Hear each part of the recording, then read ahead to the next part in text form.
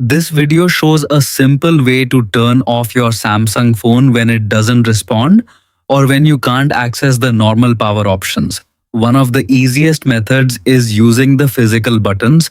Just press and hold the side button and the volume down button together for about 2 to 3 seconds until the power menu appears on the screen.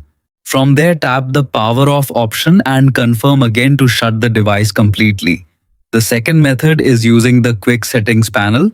Swipe down from the top of your screen twice to open the full menu.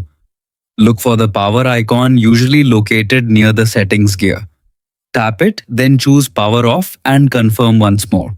This is helpful when buttons are slow or not working properly. These methods are safe and commonly used on most Samsung Android devices.